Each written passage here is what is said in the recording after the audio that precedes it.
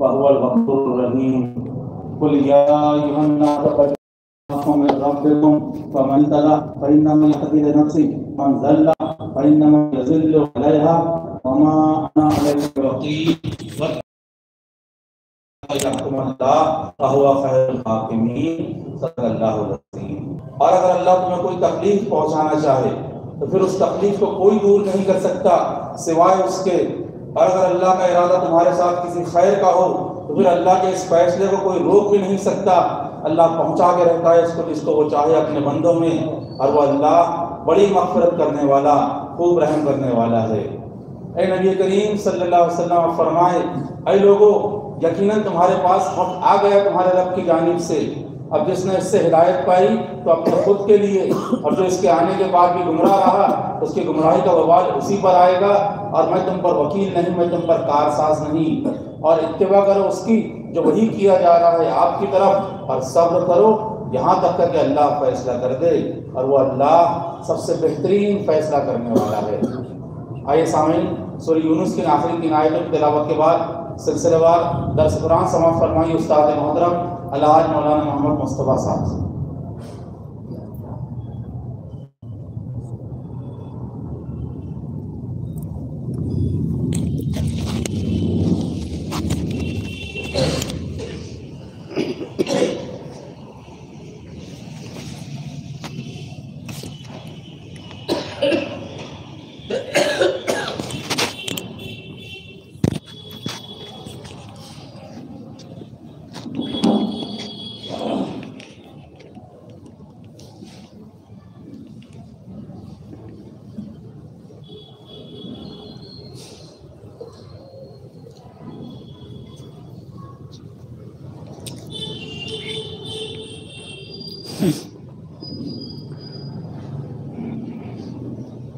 اعوذ باللہ من الشیطان الرجیم بسم اللہ الرحمن الرحیم یا ایہا الذین آمنوا لا تقولوا راعنا وقولوا انظرنا واسمعوا وللکافرین عذاب علیم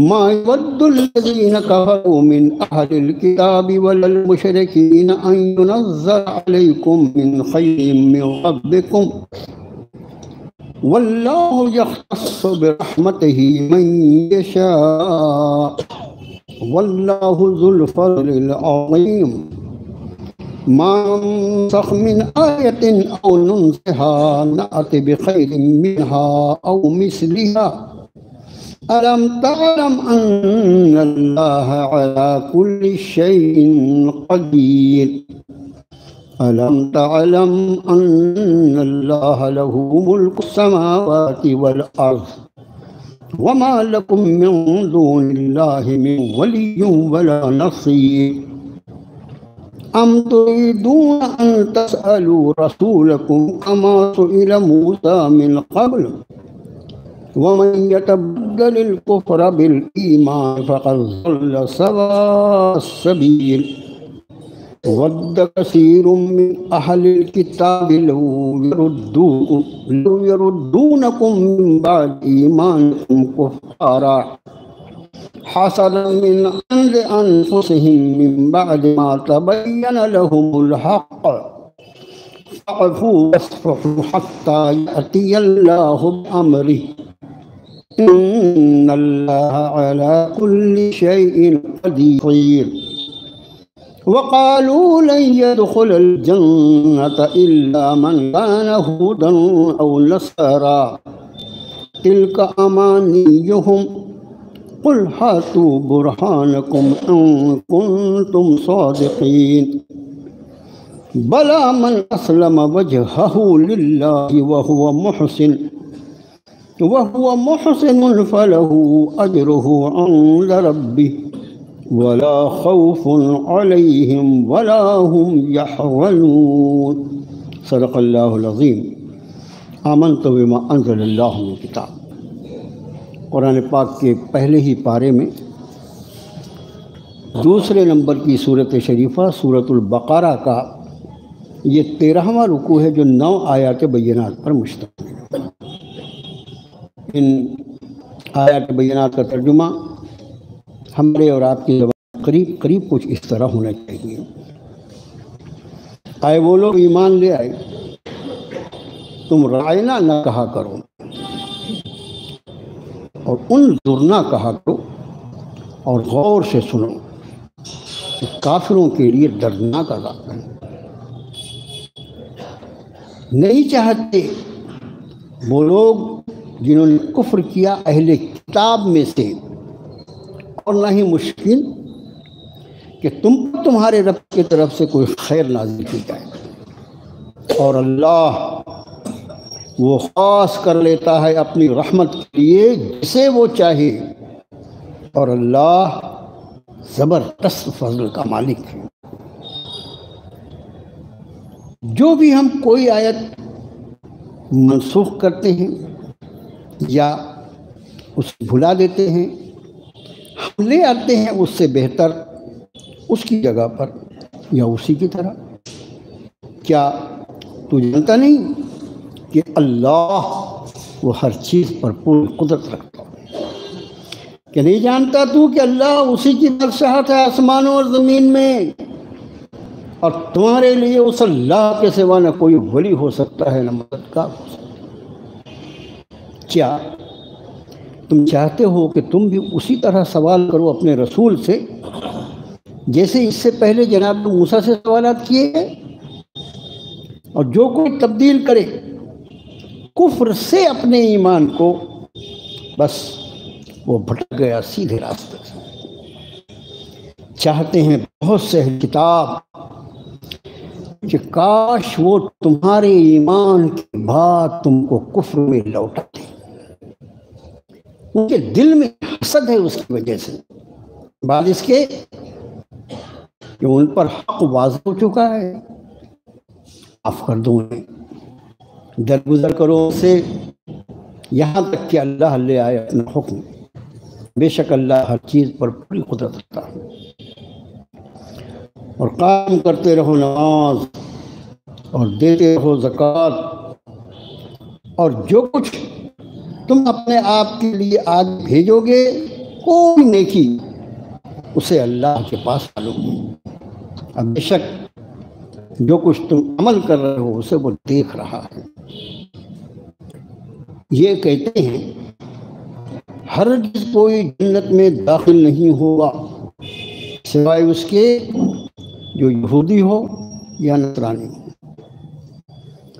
یہ ان کی آرزویں ہیں. آپ فرمائیے نبی صلی اللہ علیہ وسلم کہ اگر تمہارے پاس اس پر کوئی دلیل ہے تو اس کو لے لو اگر تم سچے ہو. حقیقت یہ ہے کہ جس کسی نے اپنا چہرہ اللہ کی بارگاہ میں جھکا دیا اور وہ نیکیوں پر قائم ہے، بس ہر ایسے شخص کے لیے اس کا اجر اس کے رب کے پاس ہے کہ نہ ان پر کوئی خوف ہوگا اور نہ وہ ہوں گے. تین نو آیت بینات کا ترجمہ. جن لوگوں نے، جیسا اس کے پہلے میں نے درخواست کی آپ لوگوں سے کہ جس رکوع پہ درس ہوتا ہے اس کو ایک نظر اگر آپ ڈال دیں ہفتے کے درمیان میں یا جمعے کے دن، اگر آپ اس کو ایک رکوع ترجمے سے پڑھ لیں تو انشاءاللہ آپ کو مضامین سمجھنے میں بہت آسانی ہو جائے گی. پہلی آیت شریفہ میں کئی احکام آیت بینات. پہلی آیت شریفہ جو ہے وہ نبی کریم صلی اللہ علیہ وسلم کی عظمت اور آپ کا مقام جلیلہ جو ہے اس کی اوپر قرآنی دلائل میں سے ایک دلیل ہے. ہوتا یہ تھا کہ آپ کو معلوم ہے کہ سورہ شریفہ مدنی ہے، اور مدنی معاشرہ جو تھا اس کے پہلے بھی آپ کے خادم نے عرض کیا اور آپ بہتر جانتے ہیں کہ وہاں یہود تھے، نصارہ تھے اور مشرکین تھے. یہ یہود جو تھے جنہوں نے اپنے نبی کے ساتھ دغا بازی کی ہے وہ کسی کو کیا چھوڑیں گے. یہ عربی ان کی مادری زبان، ان کی پلٹنگ عربی، سبھی کی عربی تھی. نبی کریم صلی اللہ علیہ وآلہ وسلم کوئی بات ارشاد فرماتے تو ظاہر ہے کہ ہمیشہ مجمع ایک جیسا تو نہیں ہوتا ہوگا نا. کم زیادہ اب بہت سے لوگ ہیں، آپ نے کوئی بات ارشاد فرمائی اور دور جو لوگ بیٹھے ہوئے ہیں انہوں نے سنا نہیں، اس کو برابر سمجھا نہیں. وہ کہتے تھے رائنا. یہ رائنا جو ہے یہ بہت ہی مہذب ہے. ایک یہ ہوتا ہے کیا بولا آپ نے، دوبارہ بولو تو. یہ انداز بیان جو ہے یہ تھوڑا گستاخانہ ہے. اور اس کے مقابلے میں ہماری رعایت فرمائیے، ہمارا خیال کیجیے، یہ مہذب انداز ہے. یہ حضرات صحابہ بھی یہ لفظ استعمال کرتے اور یہود بھی استعمال کرتے. لیکن یہود جو ہے چونکہ یہ ہمیشہ کی شرارتی قوم ہے تو وہ اس رائنا لفظ کو ذرا زبان دبا کے بولتے تھے، جس کا معنی جو تھا وہ بدل جاتا. حضرات صحابہ کرام رضوان اللہ تعالی علیہ اجمعین ان کے حب رسول، محبت رسول، اور ادب رسول کو کوئی کیا سمجھ سکتا ہے، پہچان سکتا ہے. وہ تو دل کی گہرائی سے بولتے تھے ہماری رعایت فرمائیے اللہ کے رسول صلی اللہ علیہ وسلم. لیکن یہ مرد جو تھے اس شرارت کرتے تھے، رائنا کو وہ رائنا کہتے تھے. ظاہر ہے کہ یہ زبانی خیانت جو تھی اور دل کے اندر جو مردود خیال تھا، اس کو اس عالم الغیب و شہادہ کے سوا کون جان سکتا تھا. نبی کریم صلی اللہ علیہ وآلہ وسلم اور صحابہ، ان کو یہ لگے کہ یہ رائنا کہتے ہیں ان کا مقصد یہ ہوتا ہے، لیکن عالم الغیب کو معلوم تھا کہ یہ کیا خیال کر رہا ہے، اس کے دل میں ارادہ کیا ہے. یہ میرے نبی کی شان میں گستاخی کرنا چاہتا ہے.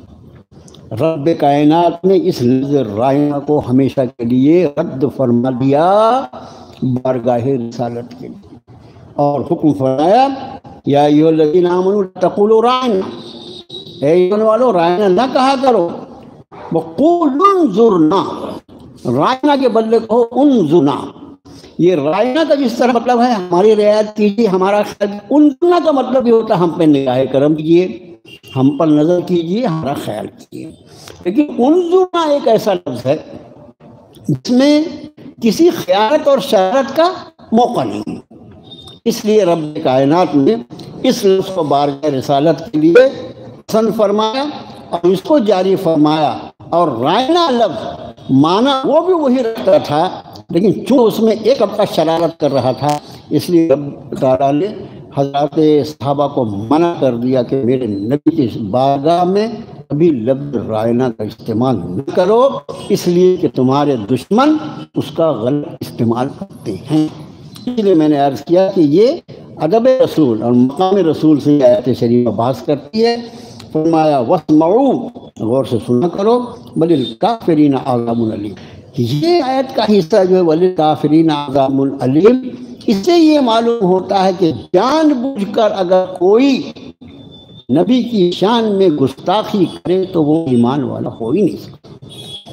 اس لیے آیت سے ہمیشہ میں آپ سے عرض کیا ہے کہ کسی بھی آیت کا آخری حصہ جو ہوتا ہے اس کا آیت کے مضمون سے بہت زبردست تعلق کرتا ہے. کافروں کے لیے ڈرناک عذاب ہے. اب یہ مضمون پورا ہوا. اس کی روشنی میں ہمارے علماء اور ہمارے مفسرین محققین یہ فرماتے کہ ہمیشہ اس کا خیال ہے بطور خاص ایسے لوگ جیسے علماء ہیں، ایسے لوگ ہیں جن کو دیکھ کر لوگ ان کی نقالی کرتے ہیں، ان کو دیکھ کے عمل کرتے ہیں. ویسے بھی امت کا ایک مزاج ہے دنیا کو سیکھنے کے لیے اس کے پاس پوری زندگی ہے، لیکن دین کو سیکھنے کے لیے آپ اس عمر میں سیکھیں گے. اور اس عمر میں جب قبر کے کنارے کھڑا ہے تو زیادہ دین سیکھنے کا موقع ہے. نہ جانے کب تیری زندگی کی شام ہو جائے. یہ کہہ سکتے ہیں کہ ابھی تک غفلت میں دن گزرا، اب فیصلہ کر لے مسلمان کہ اب سے مجھے اللہ کی کتاب سیکھنی ہے، اب سے مجھے دین کا احکام سیکھنا ہے، تاکہ اب تک جو مجھ سے غلطیاں ہوتی رہیں اس سے میں بچ جاؤں اور میری اللہ کی بارگاہ میں حاضری اس طرح ہو کہ میرا حساب ایک طالب علم کی حیثیت سے. میرے بھائیوں، طالب علم جو ہوتا ہے اس کو تو دنیا میں نہ جانے کتنی رعایتیں ہوتی ہیں، پھر آخرت میں تو کیا ہوتی ہے. میں آپ سے عرض کروں امت مسلمہ کے پاس اس کے لیے وقت نہیں ہے۔ قرآن شریف سکھانے والے، احادیث مبارکہ سکھانے والے، جس وقت کی کورس چلایا جا رہا ہے، صبح میں آ جاؤ، شام میں آ جاؤ، رات میں آ جاؤ، ارے بابا ٹیلی فون پہ سیکھ لو، موبائل پہ سیکھ لو، آن لائن سیکھ لو، کتنے کلاسز اور کتنے انتظامات، یہ سب کی سب اللہ کی طرف سے حجت کا پورا کرنا ہے، اس کو آسان نہیں سمجھنا۔ پوچھتا رب کائنات دنیا کے حاصل کرنے کے لیے تو اپنی آخری سانس تک دوڑ لگاتا رہا، کبھی میرے رضا کو حاصل کرنے کے لیے تیرے پاس وقت تھا؟ کبھی یہ بھی سوچا کہ میری معرفت بھی سیکھ لے، مجھ کو پہچان بھی لے، میرے احسانات کا شمار بھی کر۔ کام پسندیدہ کام کے کرنے سے بھی کوئی عالم ہے یا کوئی امام صاحب ہیں، مفتی صاحب، اگر وہ کوئی ایسا کوئی پسندیدہ کام بھی کرتے ہیں جس کے دیکھنے کے بعد سامنے والا جو ہے اس میں کنفیوز ہو کر کچھ الٹی سیدھی حرکتیں کر سکتا ہے، تو وہ پسندیدہ کام کرنے کا بھی شریعت نے منع کر دیا۔ یہ شریعت میں احتیاط بہت محتاط رہنا۔ اب آپ انداز فرمائیں کہ حضرت صحابہ رائنا جو کہتے تھے وہ پورے صدق دل سے کہتے تھے نا، لیکن چونکہ اس میں شرارت کا باب کھل سکتا تھا اور کھلتا تھا، انہوں نے کھولا تھا، اس لیے رب کائنات نے اس کو اگلی آیت میں فرمایا کہ نہیں چاہتے وہ لوگ جنہوں نے کفر کیا اہل کتاب میں سے۔ لفظ دیکھیے، جہاں بھی یہ لفظ آتا ہے الذین کفروا من اہل الکتاب، تو وہ انہوں نے جو کفر کیا، لیکن ہماری نظر ہم پر ہونا چاہیے، ہم بھی اللہ نے آخری کتاب کا امین بنایا ہے۔ ایسا نہ ہو کہ اس کتاب کے حاصل کرنے کے بعد بھی جس طرح وہ اہل کتاب کفر کی ظلمتوں میں گر گئے، کہیں میرے ساتھ ایسا معاملہ۔ اس نے کہا کہ وہ لوگ جنہوں نے کفر کیا اہل کتاب میں سے، ولا المشرکین، اور نہ ہی مشرکین یہ پسند کرتے ہیں ينزل علیکم من خیر من ربکم، کہ تم پر تمہارے رب کی طرف سے کوئی بھلائی نازل کیا۔ ظاہر ہے مشرکین تو نہیں ماننے والے تھے، اہل کتاب جو تھے وہ جل کے حسد میں مر رہے۔ آگے فرمایا بھی کہ واللہ یختص برحمتہ من یشاء، ہمارے خاندان میں نبی کیوں نہیں بھیجا گیا، ہمارے خاندان میں یہ کتاب کیوں نہیں نازل کی گئی؟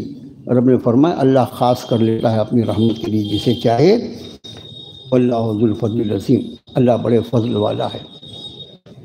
آگے فرمایا ایک بہت ہی معلوماتی مضمون، قرآن کا تو ہر مضمون کتنا معلوماتی ہے، قرآن نہ پڑھے تو وہ معلوم ہی نہ۔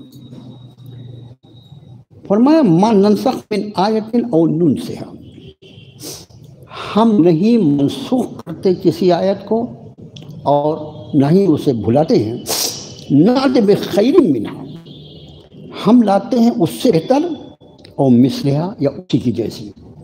الم تعلم ان اللہ علی کل شیء، تجھ کو معلوم نہیں کہ اللہ ہر چیز پر قدرت رکھتا ہے؟ یہ مسئلہ قرآن شریف کا ایک ایسا مسئلہ ہے جو سبھی ان لوگوں کو معلوم ہونا چاہیے جن کو اللہ نے قرآن شریف سے نسبت اور تعلق عطا فرمایا ہے۔ اس کو ناسخ و منسوخ کا مسئلہ کہا جاتا ہے۔ ناسخ کہتے ہیں اس نئے حکم کو جو کسی حکم کی جگہ ہے، اور منسوخ اس حکم کو کہتے ہیں جس کی جگہ پر ہے، جس حکم کو ہٹا کر یہ نیا حکم آیا۔ اب اہل علم یعنی جو مفسرین ہوتے ہیں جن کے لیے 18 علم اور 21 علم اور 26 علم ضروری ہے، ان کو تو اس علم کی ساری باریکیاں ہونا ضروری، معلوم ہونا ضروری ہوتا ہے، بالکل قطعی طور پر۔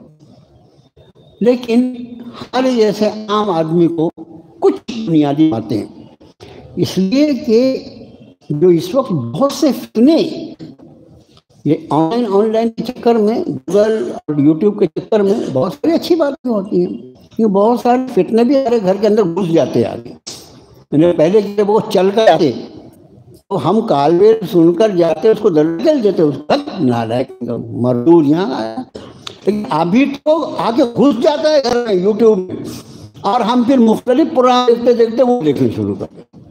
اگر ہماری معلومات اس میں کچی ہو تو بہت پریشانی ہو سکتی ہے۔ یہ ناسخ و منسوخ ہے۔ میں نے پچھلے درس میں مستشرقین کا تذکرہ کیا یا ناگپور، وہ لوگ جنہوں نے صرف اپنی زندگی کا مقصد، ان کو معلوم ہے کہ ان کے وجود کے لیے، ان کے مفاد کے لیے اگر کوئی چیز اس اللہ کی زمین پر خطرہ ہے تو اللہ کا دین ہے، باقی ان کو کسی سے کوئی خطرہ نہیں۔ بکاؤ چیزوں سے ان کو کوئی دقت نہیں ہے، کبھی بھی خرید لیں گے، لیکن دین ایمان جو ہے یہ بازار میں بکتا نہیں۔ ایمان والے اپنی گردن دینا جانتے ہیں، ایمان دینا نہیں جانتے۔ تو انہوں نے اپنی زندگی کا مقصد ہی اسلام میں، قرآن میں، احادیث رسول میں، حکام شریعت میں، اس میں عیب نکالنا انہوں نے زندگی کا مقصد، اسی پر ان کی روزی روٹی چل رہی ہے۔ 2 4 10 نہیں، 100 200 نہیں، ہزاروں ہزار لوگ اس میں شامل ہیں۔ خاص طور سے اس مشن میں لگنے، جس کو ہم کتاب و سنت کو کہتے ہیں، وہی اہل کتاب، یہود اور نصارہ، اس لیے کہ انہی کا دین منسوخ ہوا ہے۔ منسوخ کیا ہوا؟ جب نیا دین آ گیا، منسوخ کیا ہوا؟ یہودیت منسوخ ہوئی، نصرانیت منسوخ ہوئی۔ ارے شرک جو اس کی کوئی جان رہتی ہے، وہ گھر رہتا ہے، وہ ویسے ہی بیچارہ ادھر ادھر در بدر مارا پھرتا رہتا ہے۔ تو ساری تکلیف ان کو، یہ پورا مشن جو چل رہا ہے اسلام میں عیب نکال ان کے لوگ۔ اب بتاؤ، ایک طرف قرآن کہتا ہے اللہ عالم الغیب والشہادہ، ہر چیز کو جانتا ہے، اس کے بعد قرآن شریف کی آیت میں آپ کو منسوخ کر دینا۔ اے صاحب، اسی قانون کو تو منسوخ اس لیے کیا جاتا ہے کہ قانون بنانے والے کو پہلے سے یہ نہیں معلوم ہوتا کہ یہ قانون چلے گا ہی چلے گا۔ جب وہ کسی قانون کو لاگو کرتا ہے اور پھر اس کے سامنے یہ بات آتی ہے یہ قانون تو مناسب نہیں، وہ بدل دیتا ہے۔ تم کہتے ہو اللہ عالم الغیب والشہادہ ہے، اس کے قانون میں تبدیلی، اس کا مطلب معاذ اللہ قرآن جو ہے اللہ کا کلام نہیں، استغفر اللہ، یہ شیطان۔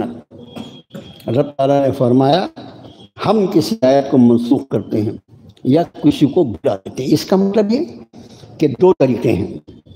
کچھ آیتیں ایسی ہیں جو قرآن میں موجود ہے لیکن ان کا حکم جو ہے اس کو رب تعالیٰ نے معطل فرما دیا، اور کچھ ایسے احکام ہیں ننسخہ جو فرمایا جو سرے سے نہ وہ آیت موجود ہے نہ اس کا حکم موجود ہے، قرآن کے الفاظ سے واضح ہوتا ہے۔ اب اس میں اس کی وجہ کیا ہے؟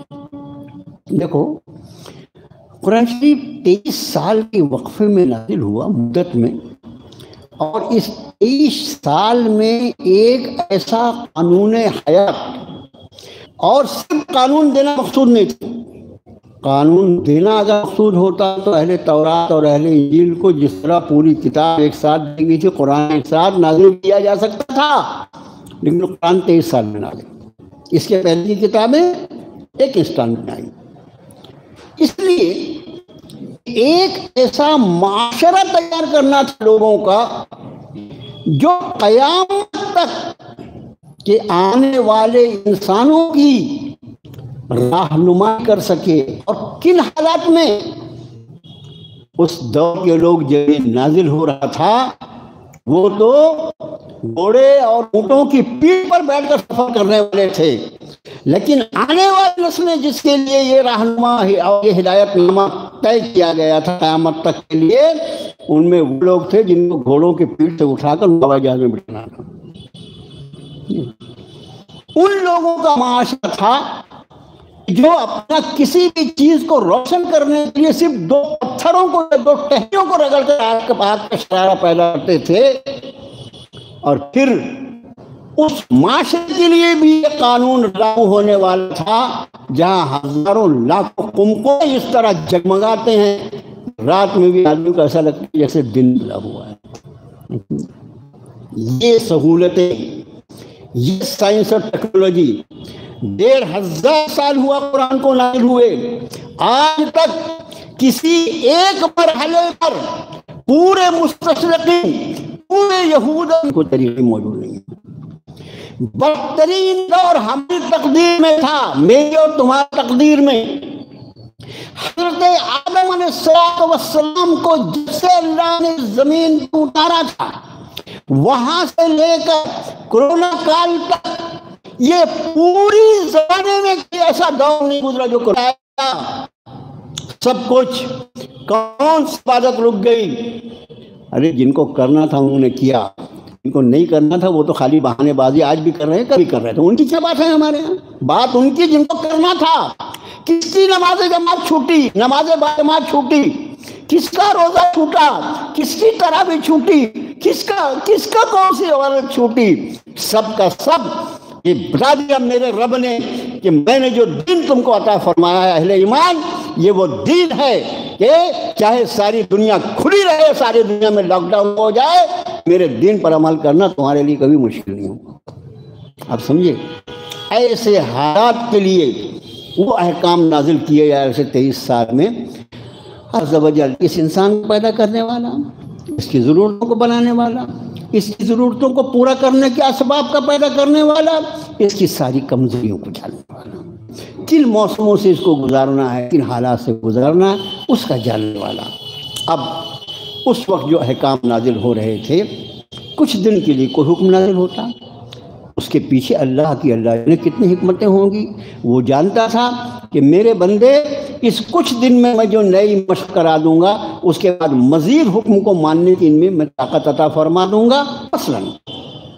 مثلا ان کو بڑی تکلیف اس وقت ہوئی جب نماز آپ صلی اللہ علیہ وآلہ وسلم سارے اہل ایمان جو تھے وہ بیت المقدس کی طرف رخ کر کے پڑھ رہے تھے، تحویل قبلہ کا حکم لازم. فَوَلِّ وَجْهَكَ شَطْرَ الْمَسْجِدِ الْحَرَامِ، اے نبی صلی اللہ علیہ وسلم اپنے رخ کو مسجد حرام کی طرف پھیریے. آگ لگ گئی. واہ واہ، ایسا بھی کوئی دین ہوتا ہے کیا؟ ابھی کل تک ادھر منہ کر کے ادھر نماز پڑھ رہے ہیں. بدتمیزوں کو یہ نہیں معلوم کہ ادھر جو رخ کیا جا رہا تھا وہ بھی اللہ کے حکم سے کیا جا رہا تھا، اور ادھر رخ کیا جا رہا ہے وہ بھی اللہ کے حکم سے کیا جا رہا ہے. اسلام کہتے ہیں اللہ کے حکم کو مان لینے کا نام. کہاں کیوں چرا؟ یہ اسلام میں ہو سکتا ہے، اس کو فرمانبرداری کہا جا سکتا ہے. اسی طرح آپ دیکھیے روزے کے احکام. آپ بار بار یہ روایت سنتے ہیں کہ جب تک رمضان کے روزے فرض نہیں تھے اس کے پہلے عاشورے کا روزہ فرض تھا. رمضان کے روزے فرض ہو گئے، عاشورے کا روزہ نفل ہو گیا. نمازوں میں مختلف تبدیلیاں ہوئیں. پہلے نماز میں بات چیت کرنے کی اجازت تھی، پھر رب نے حکم فرما دیا قوموا للہ قانتین، اللہ کے بارگاہ میں چپ ادب سے کھڑے، بات نہیں کرنا. چپ ہو گئے، جب تک بات کیا چپ رہے، چپ کر دیا چپ ہو گئے. مختلف. اب آپ ان احکام کو اللہ عز و جل نے اس لیے بتدریج نازل فرمایا، جیسے شراب کی حرمت 3 نشستوں میں نازل کی گئی. یہ جو آیت شریفہ ہے جس کو ہم ما ننسخ من آیت، کوئی آیت کو منسوخ نہیں، مطلب آیت موجود ہے، اس کا حکم اب اس پر عمل نہیں کریں گے. جیسے آج کی تاریخ میں شراب کے بارے میں کیا حکم ہے؟ شراب کا ایک قطرہ بھی حرام ہے، ایک قطرہ بھی حرام ہے، وہ نجس ہے، ناپاک ہے. لیکن اسی شراب کی حرمت کی جو دوسری آیت نازل ہوئی، پہلی آیت تو یہ تھی یسألونک عن الخمر والمیسر قل فیہما اسم کبیر ومنافع للناس. لوگ آپ سے شراب اور جوئے کے بارے میں احکام پوچھتے ہیں. فرمائیے نبی صلی اللہ علیہ وسلم کہ اس میں انسانوں کے کچھ فائدے اور زیادہ نقصان. اسمہما اکبر من نفعہما، فارمولا دیکھو، اسمہما اکبر من نفعہما، اور اس میں گناہ کے پھر اس کے نفع کے مقابلے زیادہ. یہ آیت خود بتا رہی ہے کہ آنے والا کل جو ہے ان چیزوں پر پابندی آنے والی ہے. پھر اس معاشرے میں شراب اور جوا یہ اتنا زیادہ گھسا ہوا تھا کہ وقت تک اس کو منع کر دیا جاتا تو بہت پریشان تھی. اللہ زیادہ کون جان سکتا ہے یہاں بیٹھ کے کیا قانون بنایا. پھر حکم فرمایا کہ یا ایھا الذین آمنوا لا تقربوا الصلاۃ وانتم سکارى، ایمان والو نشے کی حالت میں ہو تو نماز کے قریب نہیں جانا. اس کا مطلب شراب کی نماز تو 5 وقت فرض ہے نا، جب نماز پڑھنا ہے تو نشے کی حالت میں نہیں پڑھنا، مطلب نماز کے آگے پیچھے پہلے سے آدمی بالکل تیار ہے، ابھی نہیں پینا ہے بھائی، نماز پڑھنا ہے تھوڑی دیر کے بعد نماز کا وقت ہو رہا، ابھی اذان ہوں گی، ابھی نہیں پینا۔ اب اس کے بعد پھر کچھ دنوں کے بعد آخری حکم نازل فرما دیا، یا ایھا الذین آمنوا انما الخمر والمیسر والانصاب والازلام رجس من عمل الشیطان فاجتنبوہ لعلکم تفلحون۔ اے ایمان والو، یہ جوا، شراب، پانسے کے تیر، یہ بت، یہ سب کی سب پلید اور گندی چیزیں ہیں، فاجتنبوہ، ان سے اجتناب کرو، دور ہو اس سے۔ یہ آخری حکم تھا۔ اب آج کی تاریخ میں وہ حکم قرآن میں موجود ہے، لا تقربوا الصلاۃ وانتم سکارا، نماز کی قریب نہ جاؤ جب تم حالت نشے میں ہو۔ اس پر عمل کیا جا سکتا ہے کیا؟ عمل کیا جاتا ہے؟ جو عمل کرے گا اتنی پڑے گی اس کو ہوش آنے ہو جائیں گے، وہ احکام ہے۔ اور سب کے سب ایسا جو ہوا کی وجہ معاذ اللہ ثم معاذ اللہ، دنیا کے حکام جو قوانین میں تبدیلی کرتے ہیں وہ بیچاری ان کی مجبوری ہوتی ہے، ان کو معلوم ہی نہیں ہوتا کہ فلاں قانون کا اثر کیا ہوگا، لیکن یہ رب کائنات نے جو ان کو وقتاً فوقتاً جو اس میں تبدیلیاں فرمائیں اور احکام کو جو تبدیل تربیت فرمائی جائے، اور پھر یہ 23 سال کی مدت میں ایک ایسا معاشرہ کھڑا کیا جاتا تھا جو قیامت تک کے لیے انسان کے لیے رہنمائی کا کام کر سکے۔ اس لیے میرے بھائی جو قانون میں اس طرح ترمیم ہوتی ہے، یہ ہے یہ اصل مضمون، اور اس کی حقیقت پوری طرح سے جو ہے وہ اہل علم جانتے ہیں، اور اس سے زیادہ اپنے کو میرا خیال ہے میرے جیسے کامل آدمی کو اس سے زیادہ معلوم بھی نہیں ہونا چاہیے، کیونکہ کون سی آیت کس آیت کو منسوخ کرتی ہے، اس کا کیا حکم ہے، کیسا ہوا، یہ اہل علم کا کام ہے۔ ہم کو اتنی بات معلوم ہے کہ یہ اللہ کا قدرتی انتظام تھا، اور جو بربنا انصاف تھا ہماری کمزوریوں کے لحاظ سے تھا، اور علم تعلم ان اللہ لہ ملک السماوات والارض وما لکم من دون اللہ من ولی، جانتا نہیں کیا تم کہ اللہ ہی ہے، اسی کی بادشاہت ہے آسمانوں سے۔ اگر اللہ کے حکم کی نافرمانی کرو گے نا تو اللہ کے سوا کوئی ولی کوئی مددگار ہے نہیں۔ جتنے یہاں سامنے ہاتھ سہارے دکھائی دیتے ہیں وہ سب کو جب جھوٹے سہارے ہیں، سچا سہارا اسی اللہ کا جو مولا حقیقی ہے، اس کے سوا جتنے سہارے ہیں سب کے سب ساتھ چھوڑ دو۔ اس لیے اس کا سہارا اگر حاصل کرنا ہے تو اس کی فرما برداری کے سوا کیا راستہ ہو سکتا ہے؟ آگے فرمایا ام تريدون ان تسألوا رسولکم کما سئل موسیٰ من قبل، کیا تم چاہتے ہو کہ تم اسی طرح اپنے رسول سے سوالات کرو جیسے جناب موسیٰ سے اس کے پہلے سوال کیا گیا تھا؟ ومن يتبدل الكفر بالایمان فقد ضل سواء السبیل، جو کوئی اپنے ایمان کو کفر سے بدل دے وہ راستے سے بھٹک گیا۔ جناب موسیٰ سے کیسے کیسے سوال کیے گئے تھے؟ آپ تو الحمدللہ درس میں اللہ کی توفیق سے تشریف لا رہے ہیں، یہاں تک حتیٰ نر اللہ جہرا، آپ پر ایمان لانا ہے، آپ بولتے کیا؟ آپ کی بات مانیں، ہم کو اللہ کو کھلم کھلا دکھا دو۔ یعنی ان کی جسارت تو دیکھو، پھر اللہ نے بھی ایسا معاملہ کیا، آپ کو یاد ہے نا وہ واقعہ، ایسے کڑک زور کی کڑک ہوئی جناب موسیٰ کلیم اللہ نے، وہ تو جناب موسیٰ تھے اور اللہ ان سے کلام فرماتا تھا، جب انہوں نے یہ عرض کیا تھا رب ارنی انظر الیک، پروردگارا ایک جھلک دکھا دے مولا، کتنی محبت سے کہا ہوگا جناب موسیٰ۔ یہ پیغمبر کا جو مقام ہوتا ہے وہ ہم کیا جان سکتے ہیں، کتنی محبت سے کہا ہوگا حضرت موسیٰ نے رب ارنی انظر الیک، پروردگارا ایک نگاہ دکھا دے، ایک جھلک دکھا دے، اب ایک نظر دیکھوں مولا، ایک نظر دیکھوں۔ رب تنفن لن ترا، نہیں موسیٰ تم ہمیں نہیں دیکھ سکتے۔ اور پھر اس کے بعد کے واقعہ، جو اللہ کا نبی ہے وہ اس کی ایک جھلک اس دنیا میں نہ دیکھ سکے، اور یہ فرقوس یہودی جو ہیں کو اللہ کو دکھ دو۔ پھر وہاں پر ایک زوردار کڑک نے آ کے پکڑا اور 70 کے 70 سب کے سب سڑ گئے۔ وہ سڑ گئے جو ہے نا، میں نے جان بوجھ کے بولا، چل دیے، تو اللہ نے حضرت موسیٰ کی دعا پر ان کو دوبارہ زندہ فرما دیا۔ تو ایسے سوالات اللہ کی ذات ایمان لانے کے لیے لیکن اس کو دیکھا، اس کی زیارت بھی ہوئی، لیکن زیارت کے لیے جو وقت مقرر ہے اس کے وہ وقت مقرر ہے۔ جنت میں زیارت انشاءاللہ ضرور ہوگی ایمان والوں کو، لیکن دنیا میں اس کا قاعدہ یہ، اچھا اس کی وجہ امام مالک رحمۃ اللہ علیہ نے بڑی پیاری لکھی ہے، ذرا آپ وہ بھی اس کے لیے میں نے آپ سے کہا ہے، مگر انشاءاللہ آپ بھول چکے ہوں گے، انشاءاللہ بول کے بھول چکے ہوں گے، بھولی ہے نا، کھڑے ہو کے پتہ نہیں کیا وجہ بتایا تھا۔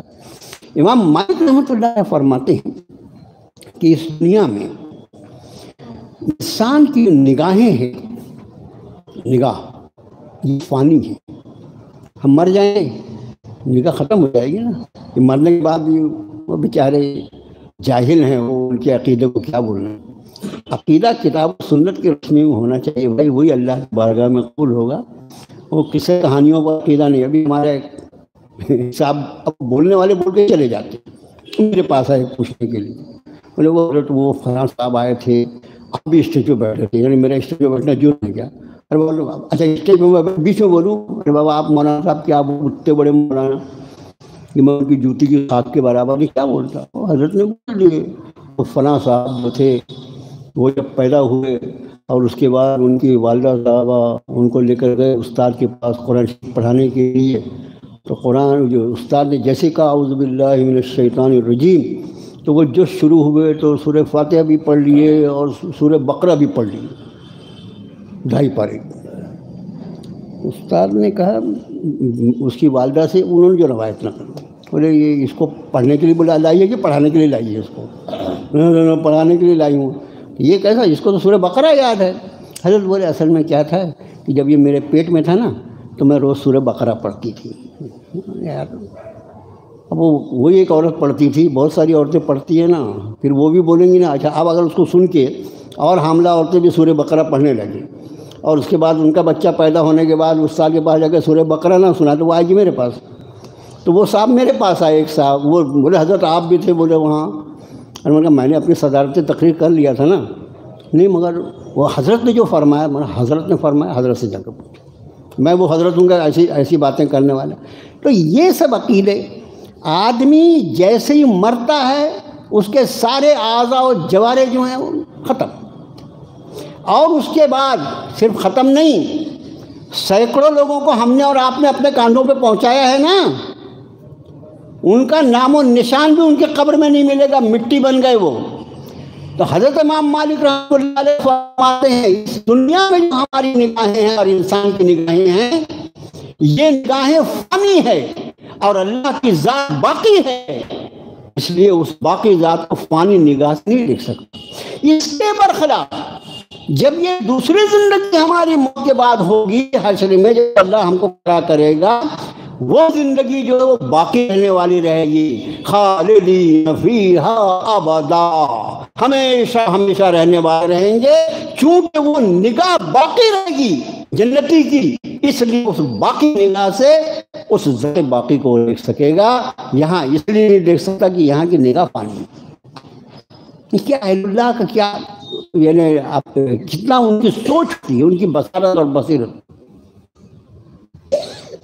آج فرمایا اللہ تعالیٰ نے کہ ایسے سوالات نہیں کرنا. حضرات صحابہ کرام رضوان اللہ تعالیٰ مجمعین جو تھے وہ سوال در سوال ان کی عادت ہی نہیں تھی، ورنہ یعنی حدیث مبارکہ کا جو ذخیرہ ہوتا وہ کتنی لاکھ اور کتنے کروڑ حدیث کبھی نہیں پوچھتے. سیدھے سادے اللہ کے بندے، اللہ نے جن کو منتخب کیا تھا کیسے لوگ ہوں گے، سوال خاموشی سے عمل کر. میرا جی چاہتا تھا ایک دو واقعہ بتاؤں لیکن اس کے بعد آگے کروں. بل کثیر من اہل الکتاب لو یردونکم من بعد ایمانکم کفارا، اہل کتاب چاہتے ہیں کہ تم کو تمہارے ایمان لانے کے بعد وہ کفر میں کھینچ کے لے جائیں. وہ کافر ہے، وہ جہنم کا ایندھن ہے، تم کو کیوں جنت میں جانے کے راستے پہ چلنے دے گا. آپ سمجھ گئے سیدھا سا مطلب اس کا ہی شاید تھا کہ اہل کتاب اور یہ تمہارے دشمن یہ چاہتے ہیں یردونکم من بعد ایمانکم کفارا، تمہارے ایمان لانے کے بعد تم کو کفر میں لوٹا دیں، کھینچ کے جائیں. حسدا من عند انفسہم، ان کے دل میں جو حسد ہے اس کی وجہ سے. حسد اس کے پہلے حدیث شریف آپ کے سامنے آ چکی ہے، جس کے دل میں ذرا برابر حسد ہوگا اللہ اس کو جنت کی خوشبو سے بھی محروم. اتنا بھیانک گناہ ہے یہ. اور حسد جو ہے اصل میں یہ اللہ کی عطا پر اعتراض کا نام ہے. آج ہمارے اتنے بھائی یہاں بیٹھے ہوئے ہیں، ہر ایک کو اللہ نے ایک سے ایک صلاحیت دی. کسی کو مال دیا، کسی کو عزت دی، کسی کو صحت عطا فرمائی، کسی کو زبان کی طاقت عطا فرمائی. مختلف طاقت چیزیں کس نے عطا فرمائی؟ اللہ نے. اگر یہ کہیں بازار میں بکتا ہے تو جا کے خرید کے لا لو نا، یہ بازار میں نہیں بکتا، یہ اللہ کی عطا ہے۔ اب ظاہر ہے کسی کو مال میں اس نے بڑھوتری عطا فرمائی، اس کو مال میں وسعت عطا فرمائی، کسی کو علم میں وسعت عطا فرمائی، کسی کو عزت میں اللہ نے زیادتی عطا فرمائی، یہ سب اللہ کے فیصلے ہیں۔ اب میں بیٹھ کر اگر یہ سوچوں اس کو عزت کیوں ملی، تو میرا سوچنے کا انداز کہ ہم نے کہاں اعتراض کیا؟ اس کی عزت جو ہے اس نے خود سے نہیں حاصل کی ہے، اللہ کی دی ہوئی عزت ہے۔ اس کا مال جو ہے وہ محنت سے نہیں آتا، اس چکر میں کبھی نہیں رہنا۔ محنت جو ہے وہ تو کسان کرتا ہے، اب بھوکا مرتا ہے، خودکشی کرتا ہے، اور اس کے بعد بھی پھینکنے والے پھینکتے رہتے ہیں۔ سمجھے کیا؟ محنت تو گڑھا کھودنے والا کرتا ہے، محنت تو رکشہ چلانے والا کرتا ہے۔ وہ کیا محنت کرے جو اپنا ایئر کنڈیشن آفس میں بیٹھ کر اپنا مال کما، وہ کیا محنت کرتا ہے؟ محنت سے نہیں آتا پیسہ قسمت سے آتا ہے۔ جو اللہ نے لکھ دیا وہ پہنچا کے رہے گا۔ کسی کی روزی اتنی آسان دیکھتے بنے، کسی کی روزی بہت مشکل سے آتی ہے۔ اب میرے بھائیو جو سمجھنے کی بات ہے کہ جو کچھ کسی کے پاس ہے وہ اللہ کی عطا ہے، اگر اس پر ہم حسد کرتے ہیں کہ اس کو کیوں یہ ملا، تو ہم اللہ کے فیصلے پر اعتراض کر رہے ہیں۔ یہ معمولی گناہ ہوگا کیا؟ معمولی گناہ ہوگا، اس لیے ہمیشہ اس سے بچتے رہیں۔ اللہ سے اس کے فضل کا سوال کرتے رہیں، اللہ سے اس کے فضل کا سوال کرتے رہیں، لیکن جس کو اللہ نے دیا اس سے کوئی عداوت دشمنی۔ حسد کی بدترین قسم وہ ہے کہ مجھے ملے نہ ملے اس کے پاس سے ضائع ہو جائے۔ یہ آخری درجے کی یعنی شیطنت والی سوچ جو ہے وہ یہ ہے کہ اس کو جو کچھ ملا ہے یہ اس کے پاس سے ضائع ہو جائے، مجھے ملے یا نہ ملے۔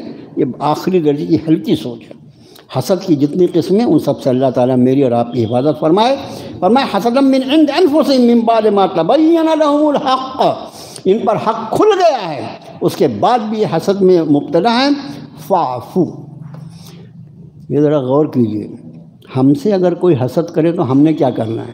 لکڑی لے کے اس کو جا کے مارنا ہے، اس سے جھگڑے کرنا ہے؟ فاعفو، اس کو معاف کر دو۔ وصفحو، اس کو نظر انداز کر دو۔ کتا بھونک رہا ہے نا، کتا بھونک رہا ہے تو اس کے ساتھ اپن بھونکتے ہیں کیا؟ نہیں، بولے کتا ہے نا، اس کا کام ہی بھونکنا ہے۔ وہ حسد کر رہا ہے نا، وہ اس کو بھونکے گا۔ ہمارا کام اس سے الجھنا نہیں ہے۔ فاعفو لفظ دیکھو، اسے معاف کر دو۔ وصفحو، اور اسے نظر انداز کر دو۔ وہ کر رہا ہے تمہارے ساتھ، اللہ کا حکم اس پر آ جائے گا۔ اور اس کے بعد فَإِنَّ اللَّهَ عَلَىٰ كُلِّ شَيْءٍ قَدِيرٌ، اللہ ہر چیز پر قدرت رکھتا ہے۔ وَأَقِیمُوا الصَّلَاةَ وَآتُوا الزَّکَاۃَ، نماز قائم کرو، زکوٰۃ دیتے رہو۔ وَمَا تُقَدِّمُوا لِأَنفُسِکُم مِّن خَیْرٍ تَجِدُوهُ عِندَ اللَّہ، تم جو کچھ اپنے آپ کے لیے آگے بھیجو گے تم اللہ کے پاس پالو گے۔ مطلب اس آیت کے نیچے میں بول سکتا ہوں کہ اتنے دن سے جو تعلیم القرآن کے لیے اپیل کی جا رہی ہے، بھئی مکان خریدنا ہے، مکان خریدنا ہے، ارے بابا یہ بھی تو جو آگے بھیجو گے وہ اللہ کے ہاں پالو گے۔ اچھا کتنا پاؤ گے؟ دیکھو ہم کو جو بھی خرچ کریں وہ ایک مد ہی نہیں ہے، جو بھی انفاق فی سبیل اللہ، اللہ کے راستے میں جو خرچ کریں گے ہم اپنی اوقات کے اعتبار سے کریں گے، اور میرا رب اس کا بدلہ اپنی شان اور عظمت کے اعتبار سے عطا فرمائے۔ میں نے 10 روپیہ خرچ کیا، 10 روپیہ میری اتنی طاقت تھی، اور اس 10 روپے کے بدلے اگر میرا رب میری ساری کی ساری گناہوں کو معاف فرما اور مجھے اپنی مغفرت کا پروانہ عطا فرما دے، کون پوچھنے والا ہوگا کہ آپ نے کیوں اس گنہگار کو معاف کرا؟ میرے بھائیو، صرف اس ایک ہی جگہ جہاں بھی اس موقع ہے اللہ کے راستے میں خرچ کرنے کا، اپنے اعتبار سے کرو اور رب سے دعا کرو پروردگارا اپنی شان اور عظمت کے اعتبار سے اس کا پھل عطا فرمائے۔ آگے فرمایا نہیں يدخل الجنة، انہوں نے قالوا لن يدخل الجنة الا من كان هودا او نصارى، 5 منٹ کا درس زیادہ ہوگا، معذرت چاہوں گا ابھی سے۔ انہوں نے کہا کوئی جنت میں داخل نہیں ہوگا سوائے وہ یہودی ہو یا نصرانی۔ یہودی اپنی دکان لے کے بیٹھے، نصرانی اپنی دکان لے کے بیٹھے، جیسے ہمارے یہاں ابھی بعض لوگ اپنی دکان لے کے بیٹھے، جنت میں جانا ہے میرے ساتھ، زیادہ کی ہے بھائی۔ فرمایا ان سے پوچھو کہ اگر تمہارے پاس کوئی دلیل ہے کہ تمہاری کتاب میں اللہ نے حکم نازل کیا ہو یہودی اور نصرانی جائے گا تو لے کر بتاؤ، ایسی کوئی بات ہو نہیں سکتی۔ جنت میں داخل ہونے کا ایک ایسا فارمولا۔ اب سوال یہ پیدا ہوتا ہے کہ آج کی تاریخ میں اللہ کا حکم کیا ہے؟ سوال آج کی تاریخ میں اللہ کا یہ حکم ہے، تو یہودی ہونے کے بعد بھی تجھ کو میرے آخری نبی پہ ایمان لانا پڑے گا۔ آج کی تاریخ میں اللہ نصرانی ہونے کے بعد بھی تجھ کو میرے آخری نبی پر ایمان لانا پڑے گا۔ تجھے تورات کو بھی ماننا پڑے گا، قرآن کو بھی ماننا پڑے گا، انجیل کو بھی ماننا پڑے گا، قرآن کو بھی ماننا پڑے گا۔ مطلب آج کی تاریخ میں اگر تم کسی کا جھکا ہوا چہرہ دیکھنا چاہتے ہو تو یہ وہ اہل ایمان ہوں گے جو جناب موسیٰ پر ایمان رکھتے ہیں، عیسیٰ پہ بھی ایمان رکھتے ہیں، اور جناب محمد رسول اللہ صلی اللہ علیہ وسلم پر بھی ایمان رکھتے ہیں۔ اور اگر کوئی آپ کی ذات عالی پر ایمان نہ لائے اور آپ کا ساتھ نہ دے، آپ کی کتاب کو نہ مانے، تو ظاہر ہے وہ جناب عیسیٰ اور موسیٰ کو جو حضرات انبیاء ہیں، صرف ان کے ماننے سے وہ جنت میں نہیں جا سکے گا، اس لیے کہ آج کی تاریخ میں جس کا نام اسلام ہے اس میں محمد الرسول اللہ کو ماننا ضرور ہے۔ آپ سمجھ گئے؟ اس لیے میری جماعت، میری تنظیم، میرے سے بیعت ہو جاؤ اور جنگل میں جنت میں لے جاؤں گا۔ بھلا من اسلم وجہہ للہ، جس کسی نے اپنا چہرہ اللہ کے آگے جھکا دیا، وہو محسن، اور وہ نیکیوں پر عمل پیرا ہو، نیکیوں کا کرنے والا ہو، فلہ اجرہ عند ربی، بس اس کے لیے اس کے رب کی بارگاہ میں اس کا اجر ہے۔ ولا خوف علیہم ولا هم یحزنون، انہیں نہ کوئی خوف ہوگا نہ کوئی غم ہوگا۔ اللہ اپنے فضل اپنے کرم سے ہمیں اس گروہ میں شامل فرما دے، ہم اپنے بارگاہ اپنے رب کی بارگاہ میں جھکنے والے ہو جائیں، اپنے رب کے احکام کو اس طرح ماننے والے اللہ ہمیں بنا لے کہ یہ لا خوف علیہم ولا هم یحزنون، اس کا ہم اس کے حقدار ہو سکیں۔ اللہ سے دعا ہے اللہ تعالی ہماری گناہوں کو معاف فرما دے، ہماری خطاؤں کو بخش دے، اور ہمیں اپنی معرفت عطا فرما دے، ہمیں علم صحیح عطا فرمائے، ہمیں حسد سے بچائے، ہمیں ظلم سے بچائے، ہمیں ناانصافی سے بچائے۔ الہ العالمین اپنی کتاب سے ہمارا تعلق جوڑ دے۔ اے اللہ ہمارا تعلق اپنے نبی علی مقام جناب محمد الرسول اللہ صلی اللہ علیہ وسلم کے مقدس طریق سے جوڑ دے۔ اے اللہ اپنی محبت عطا فرما، اپنی معرفت عطا فرما، اپنی پہچان عطا فرما، اپنی رضا پہ چلنا ہمارے لیے آسان فرما دے۔ وصلی اللہ تعالی علی خیر خلقہ محمد وآلہ وصحبہ اجمعین۔